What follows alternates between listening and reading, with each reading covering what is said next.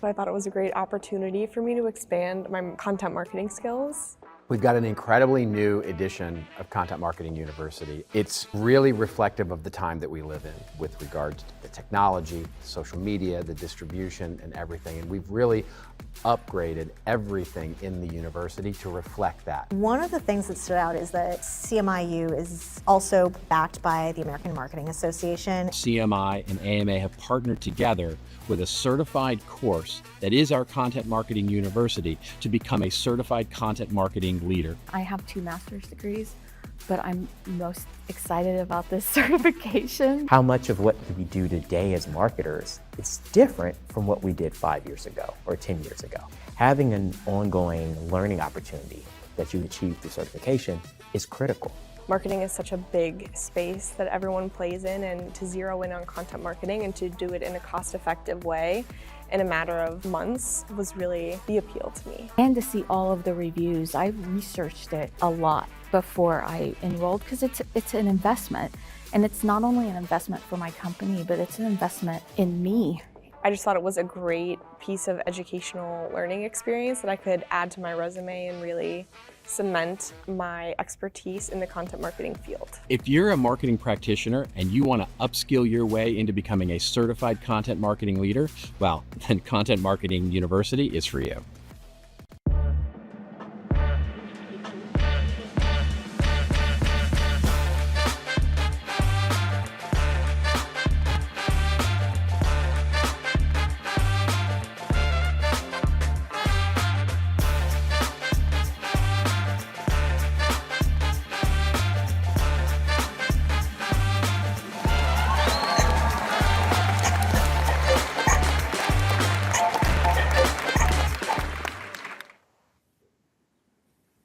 Hello, everyone. This is Amanda with the Content Marketing Institute. I'm so happy you are joining us this afternoon for the kickoff of our 3rd season of Live with CMI. And as always, I'm joined by my amazing colleague, JK. JK, how are we doing today? Oh, it feels so good to be back on this wonderfully balmy day here in Northeast Ohio. We were just chatting with our guest that it's a 4 outside, negative 25 something wind chill, but it feels great to be back with everybody in my nice cozy little warm office. So hey, the sun is shining, which is very rare. So I mean, it's you got to take what you can get. So I'm grateful for the sunshine today, at least for that. So JK, you will never guess what we are talking about today. I have no idea.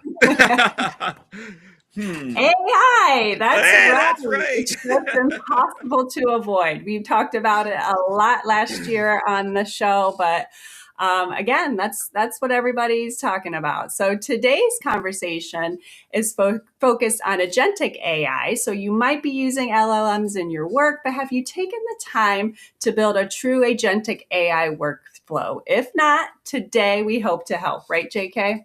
That's right. Today we have a great friend of ours here at CMI, Amy Balliett, to chat about building agentic AI workflows. And I'm really excited for this because she's really, really smart, really easy to talk to and figure out how this works. And I need all the help I can get. I know that I do. So before we get to all that, as always, we want you to know this live stream is brought to you by the Content Marketing Institute. We are the leading training and education organization for all things content and marketing. So you can head over to contentmarketinginstitute.com for all kinds of great resources over there. And as always, as you join us today, please give us a virtual wave. Say hello. Let us know where you're joining us from. We really want to hear from you, unless you're in someplace really warm and sunny, then maybe not. But or keep that to yourself. Just kidding. We really want to hear from you. So feel free to drop a question or a comment into the comment section as we go along. I will try to stay on top of it as best we can. Otherwise, we'll get to those questions later. But we love to hear from all of you. All right, so let's get started here today. When I hear agentic AI, I don't know about some of you, my eyes sort of glaze over and then I kind of tune out because quite honestly, I feel intimidated. Some of you might be a little skeptical, but Gartner predicts that by 2028, at least 15% of day-to-day work decisions will be made autonomously through agentic AI. So if you're not thinking about it, it's probably time to start thinking about it. That's why we're so excited for today's guest, JK. That's right. Amy Balliett is a senior fellow at Material, always a top-rated speaker, content marketing world, and we're excited that she's joining us today to explain agentic AI, especially in a way I can understand, as I mentioned. Thank you, Amy, for being here. You have quite a task at hand. Thank you for having me. I'm so excited to be here. Awesome. Well, first, before we get to the agentic AI discussion, can you kind of give us an AI reality check? Because based on your experience, what do you think is the current state of AI in marketing, and what do you want marketers or think marketers should know about? Yeah, definitely. So I think first and foremost, the current state of AI in marketing is excitement and bewilderment all at the same time. It's as if every marketer knows they need to be using AI in some sort of way, but they don't know where to start. And the reason you don't know where to start is because where you could have started 2 weeks ago changed already today. And that's going to happen again 2 weeks from now. AI is evolving at such a rapid pace that it feels really hard to really pin it down and say, okay, this is what I'm going to focus on, and this is how I'm going to implement it.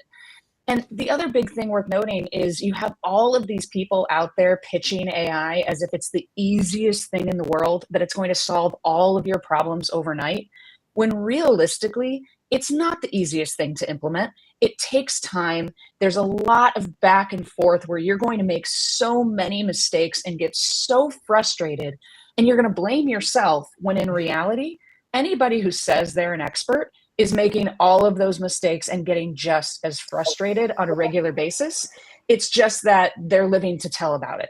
So if you're banging your head against the wall with AI, you're not alone. Anybody who says they're an expert in it, me included, I bang my head against the wall with AI on a daily basis.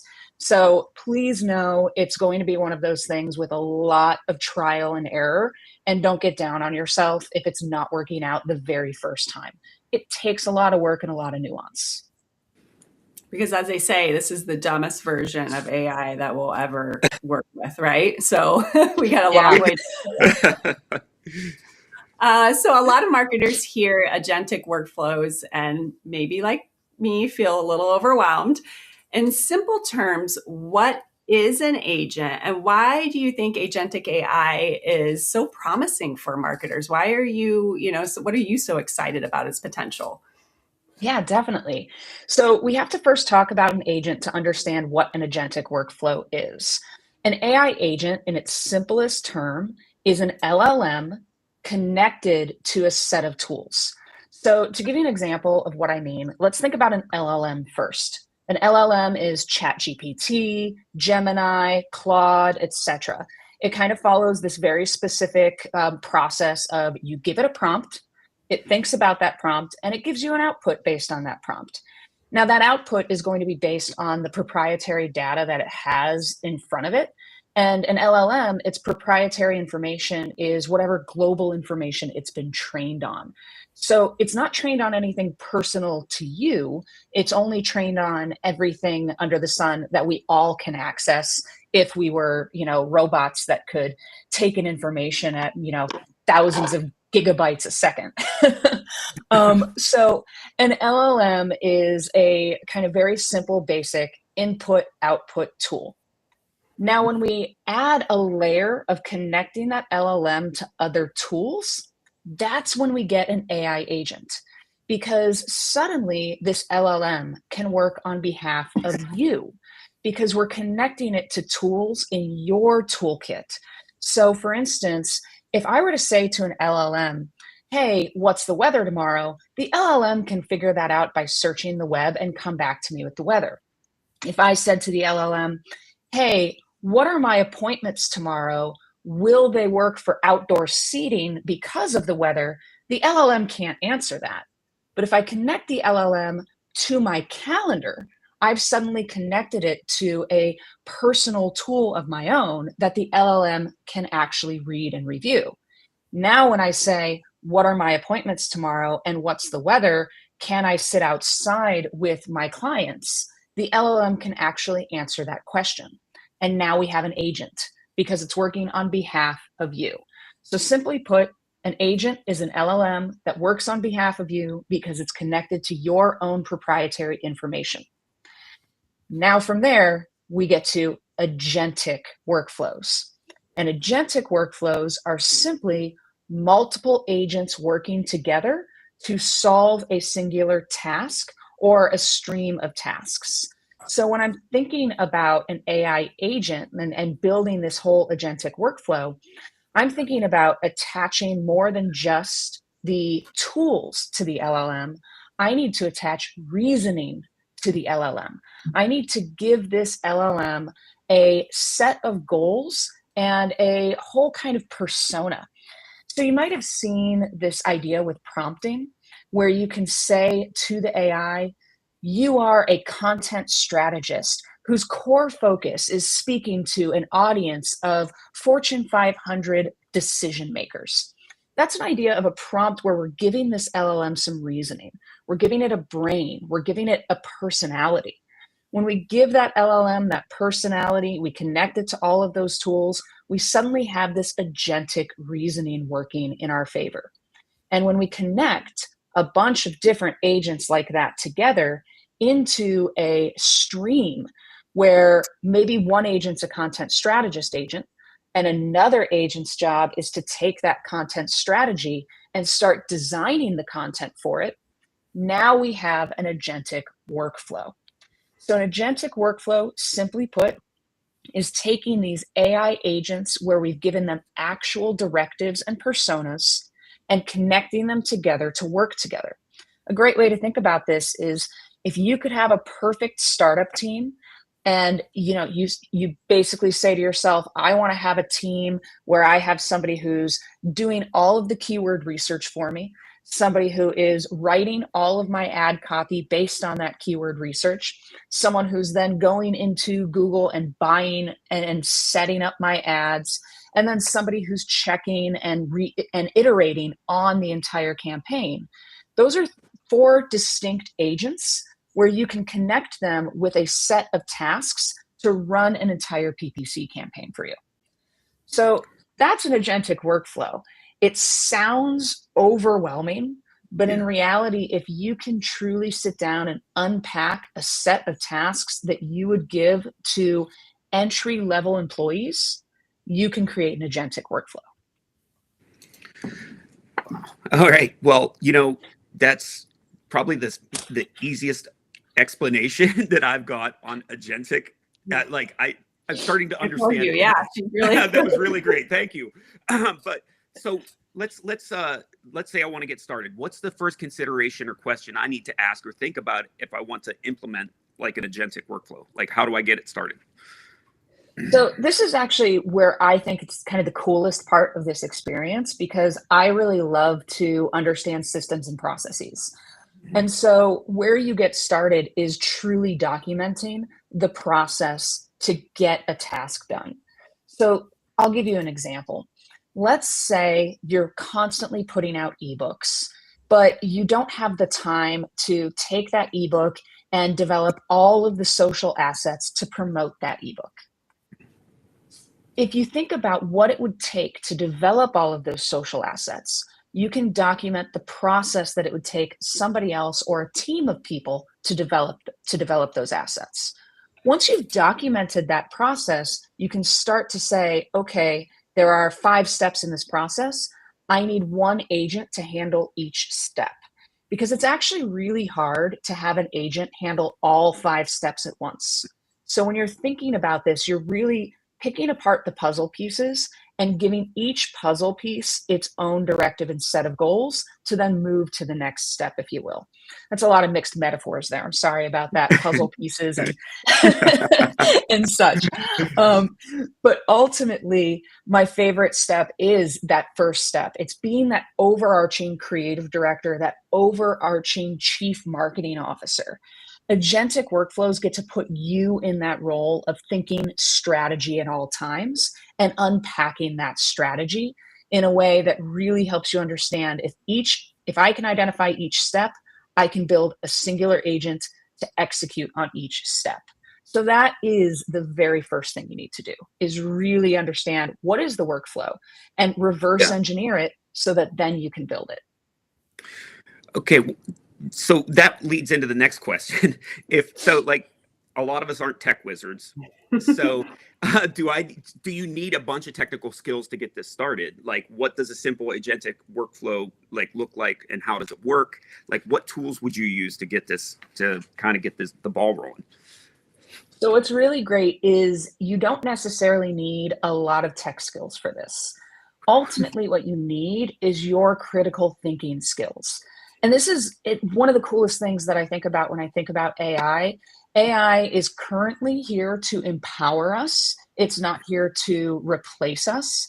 And agentic workflows are a very perfect example of that, because they can't just build themselves. They need that critical eye. They need your critical thinking to even come to life. And so I actually usually will start in Gemini or ChatGPT.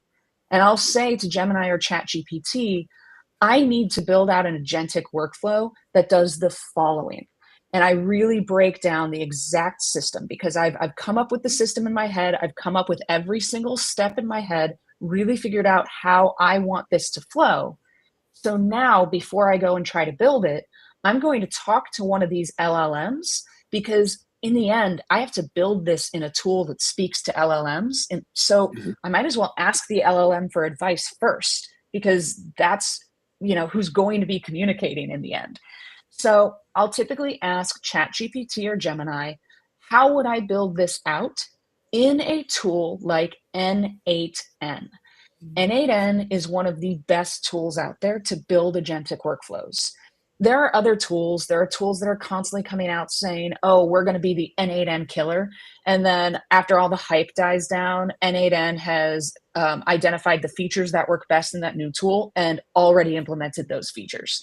So you have to kind of pick one tool to learn and stick with. And I've put my money on N8N as the tool that's going to win in the long run, despite Google Opal, which is a free kind of AI prompt driven version of N8N that works 50% of the time. ChatGPT has their own agentic workflow that works 50% of the time. N8N is the one that really truly works. So what I'll do is I will ask ChatGPT or Gemini, help me identify how to build this in N8N. And it's amazing what you get as a response. These LLMs, they are meant to keep you working with them, because that's how they make money. And so what happens is you get this overarching 40,000 foot view that they break down for you. And then they ask you a series of questions like, would you like me to create an SVG output that shows the exact workflow for you? Or would you like me to create the JSON code that you can upload directly to N8N to create this workflow? Which, by the way, that JSON code doesn't work most of the time, but it's still nice that these LLMs are trying to help in different ways. And so you can go back and forth with the LLM until you get the steps you need. And I do that all the time. I start then going into N8N, building out what I'm looking for, and then I hit these roadblocks. And I go right back to the chat that I'm in, and I say, okay, here's the roadblock I just hit. What do I do next? And it helps me troubleshoot. So it's a really great way to do this, especially as you're building agents along the way, because once you get to the first agent that you have to build in N8N, all you have to do is go back to the LLM and say, okay, I've got my agent set up. What do I connect it to? Which LLM is the best model to connect it to? And what prompt should I give it? And it will give you that information. Now, your job isn't just take that at face value. You should have the critical thinking skills to critique it and improve it. But you're going to have a large, very healthy foundation laid by working with these tools and not have to have a lot of technical skills. And that's just building agentic workflows in this manual way through N8N. We haven't even gotten into vibe coding apps which is a whole other experience that requires very little technical skills if you're using a tool like Lovable or Replit. I don't even know what that means, but okay. I can tell you. Yes, tell me. Yeah, the vibe coding is ridiculously fun. If you've ever been in a position where you have a brilliant idea and you say, well, great, I have a great idea, but I'm not a developer at all, and I don't have the money to hire developers, go to Replit. Replit is amazing. Replit. There's also a tool called Lovable. I prefer Replit. Google has a version of this all called Anti-Gravity that lives remotely on your computer and is free. Anti-Gravity is a lot more technical. You have to understand terminal code to use it. So Anti-Gravity isn't there yet, but if you want to try something free, it can work. But Replit, it's awesome. You basically, vibe coding is this idea of just talking to the machine as if you're talking to a developer. So you jump on Replit and you chat with Replit. You say, this is the type of website I'm looking for. Here's the user experience I want. Here's the target customer. Here are the actions I want somebody to be able to take. Here are all the features I want, etc. It's as if you're putting a business requirements doc directly to the chat. Now, if you don't know how to write that up, start with Gemini or start with ChatGPT and have them help you write a prompt to then put into Replit. Once you've done that prompt, Replit will design everything for you on the fly, and then you can be a creative director and tell it what you like and what you don't like. Ask it to make certain changes and go back and forth. Once you're happy with the design, then you can start testing the functionality and going back and forth with critiques on the functionality. So you have full control all of a sudden. And yes, it costs money, but it doesn't cost a lot of money. Right. I am currently in the process of creating an app that, gosh, I'm finally almost done with it. I've been working on it for about 6 weeks in my spare time. And by the time it's all said and done, I will have spent about $500 on Replit to get it. It's about a $50,000 app. Wow. So there's, if you have the patience, because it does require a lot of patience, there are points where I want to yell at the machine and it actually responds to me as if it's a developer. There are times where it responds to me saying, well, this is a really big ask. I think that you are thinking of things that are not actually possible to be developed. Maybe let's hone you in a little bit. It blows my mind. Yelling So at basically, your AI is telling you to pump the brakes. Yep, exactly. Hey, it has to feel like a natural experience. So That's great. That's awesome. So a couple of things before we go, but we touched on like what, agentic AI is, what an agent is, but kind of going back to this idea of what excites you most about this potential of this agentic AI in marketing. Oh, there's a lot. Realistically, I spent over a decade running a visual strategy firm and had 30 employees. And I loved every single day because I got to work with such creative, amazing people solving problems for utterly awesome companies. Now we're in a world where I could spin up a similar company with half the employees and agents doing a bunch of the work that my employees could not stand doing. There's pros and cons to that.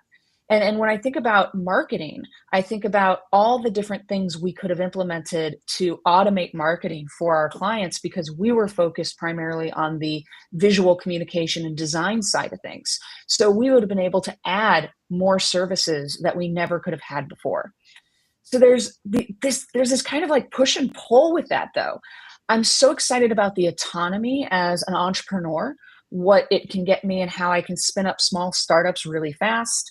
I'm so excited about the autonomy as a marketer, how I can suddenly build this kind of team to work for me to execute on ideas so much faster because there's so much bottleneck in marketing. There's so many approval periods, and sometimes it can take 3 months to spin up a campaign, where with a good agentic workforce, you can spin up a campaign in a week.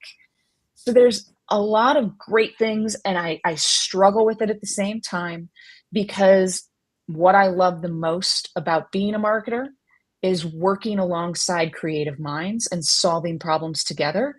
And this takes out a lot of that human aspect. So my excitement is also my total just, Yeah. you know, Right. it's a big double-edged sword. Yes, yes. And so kind of going along with that, as you know, yes, we know some jobs are going to be replaced because they do the work of marketers, especially younger marketers. So what is sort of your advice for both new marketers or kids graduating or about to graduate, and then, you know, maybe those experienced marketers who are kind of looking around like, is my job in jeopardy with all this AI disruption? What is sort of your advice? So first, for experienced marketers, your job is not in jeopardy at all. In fact, what I've found is there's actually a lot of apprehension on big marketing teams to implement a lot of AI until they start to see the ways it can take the tedious tasks away. Because if you're an experienced marketer, your institutional knowledge is your biggest value. And so if you can stop brain rot, stop focusing your time on all of those tedious tasks so that you can actually let your brain really, drive the ship, that's a whole level of value that you're going to bring to the company. I think about it as when you go on vacation, your brain unplugs and suddenly you come up with all the solutions to all the problems you've been facing all year. That's why vacation is so good for people and so valuable to companies. And so this is giving you a vacation from the things that you really don't need to be doing every day. So it's not going to replace you as an experienced marketer. It's going to empower you. Now, if you are entry level, you're just getting into marketing, this can be your secret weapon, because a lot of experienced marketers, their plates are too full to learn these tools. So if you can come in and say, I know how to build AI agents and I know how to build agentic workflows, your work will be priceless to the team. And the great thing about that is we're going to see this shift where it used to be the way you move up in a company as an entry-level marketer is you learn on the job and you just keep getting better and better and better and growing as your institutional knowledge grows. But if you have to build agentic workflows, it means you have to get a 40,000-foot view down to a 10-foot view in your first few months working there. You have to interview every subject matter expert. You have to understand their pain points, and you have to help build the systems and processes that solve those pain points, which means you're going to get such quick learning faster than you would in a normal role as an entry-level marketer. And then you're going to own the workflows, which means now you're even more priceless and valuable because everybody decided to make you own the workflows, which means as people start to leave the company, age out, whatever might happen, maybe some people retire, maybe some people decide they're going to go start their own company and they leave, whatever happens, you're still the owner of all the workflows, which means you start to grow in the company and build your expertise and build your resume that way. So it's a powerful tool in both instances right now. I do think that 10 years from now, we're going to be having a different conversation about that. But right now is the time to get in. I look at it as, when I was 18, the internet suddenly was a thing. Netscape Navigator was available to everybody. And I didn't understand the power of that. And had I understood the power of that and the inflection point that was, I probably would have started a company at a much younger age than I did. And I probably would have moved up in my marketing career much faster. So ultimately, we're at this inflection point. This is this huge opportunity for everybody. Anybody who jumps on it now has career stability into the future. But those who decide, nope, I'm not touching that, it's it's going to replace me. I don't want my boss to see that this can do other work for me. It's going to be your peril. So adopt it. These tools are here for us right now. Great, Amy. So great. Thank you so much for joining us today. Where can people learn more or connect with you? Let us know. Connect with me on LinkedIn. I have several courses on LinkedIn Learning as well, if you want to check out any of my courses on LinkedIn Learning. Otherwise, it's, the start of a new year. I do quite a lot of conference speaking, and every single year I try to get out to Content Marketing World. It's my favorite conference to speak at. I speak at Creative Pro conferences as well a lot. And if you're a designer, or if you have to touch design at all, check out the Creative Pro and Marketing Conference, as well as the Creative Pro and AI conferences, because those are great places where we're teaching about AI all the time too. Yes, your session at Content Marketing World was excellent. So hopefully Amy will be back this year in Denver. So, well, thank you so much, Amy. Stay nice and toasty warm out there in Arizona. I shall. Until next time, we'll see you. Thank you so much. Thank you, Amy. Thank you so much. Let's see if I can. All right. There we go. Sorry, computer's slow today, I guess. It's too cold for everybody out there. Thank you for all of you who are jumping into the chat, by the way. Anne's in Dallas. She says it's not warm but sunny. Rob's in Billings, Montana, where it's 12 degrees wind chill. So it's like comparable here. White, Michigan, -10. Phoenix.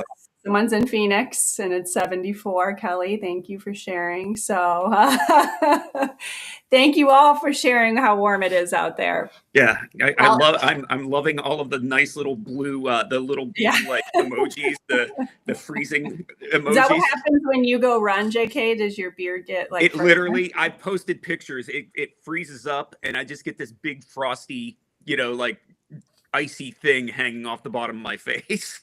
Did you see those guys who were surfing in Lake Erie and they had their big beards and their hair was like just full of icicles? Did you see those? Yes. And I've seen those guys before. Amy and I were just talking before we hopped on because she's from my neighborhood here, and those guys surf down at Edgewater, and it's amazing. I'm like, what are you doing? They're like walking out, and it looks like their hair and everything is just big icicles. Yeah, it's crazy. It's crazy. Well, if you are still curious about Agentic AI, we've got you covered. CMI's own Robert Rose has been covering this topic in his weekly Rose Color Glasses series, his posts and in videos. Part 1 is about time to get real and get ready for Agentic AI. And part 2, which is out today, is about how to separate real value from AI theater and unlock the true value of Agentic AI.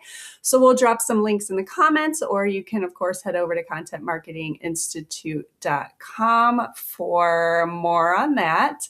And we've got a lot more exciting things happening here at CMI. Enterprise marketers know bigger isn't always better, and our newest research report focuses on them, enterprise marketing teams, and what drives their effectiveness. So tomorrow we are releasing our Enterprise Content and Marketing Trends Insights for 2026 report, sponsored by On24 and Canto. JK works a lot on this, so it takes a look how scale shapes effectiveness, creativity, tech adoption, data, and so much more. Plus, get 3 strategic moves for enterprise marketers in 2026. And if you ever want to stay on top of all of make sure you don't miss our research or any of our newest articles, then you should maybe check out our newsletters and subscribe. So we'll drop a link to that as well. What else, JK? Oh, yeah. And speaking of enterprise research, join us tomorrow for a special digital event. Enterprise Content and Marketing Trends for 2026 at 2 p.m. Eastern Time. Enterprise marketers struggling because scale creates gravity, more teams, more systems, more data, and more complexity, pulling every initiative towards friction. This webinar explores how large organizations can stop fighting that gravity and start, designing for it, just kind of getting ready for all of this craziness that's going on. I mean, Amanda, you had mentioned it. I put a lot of work into this research with the team, and it is very interesting. This is one of a good one for. I'm really excited for this webinar because all of our research just kind of tends to lean to a great webinar. We're going to be talking about a lot about this, so it's going to be fun. And that's not all we have to start the new year and your content strategy on track. Check out Robert Rose. There's more. There's more. A 90-minute digital workshop will help you build a content strategy that actually drives business results. It's Robert Rose. It's a great fast-paced session. You'll get frameworks, structures, skills to see what separates great teams from the rest. We will also drop that link in the comments as well. So new year, AI, everyone's talking about it. We have all kinds of great resources for you at contentmarketinginstitute.com. We will be back here next month for an all new episode. If there's a topic or you'd like us to tackle, please feel free to drop it into the comments or just DM us. We will try to do something on that. And I'm just throwing it out there right now. I'm sure you would not mind going somewhere tropical and doing an on-site. Oh yeah, like CMI live from like South Beach or something like that. Yeah, maybe we could talk to Stephanie about that. Or can, I don't know, like. Well, we that should was just kind of fun. Just take it on the road. So, let's do it. Well, thank you to all of you so much for tuning in this afternoon, and thank you, JK and Amy. Until next time.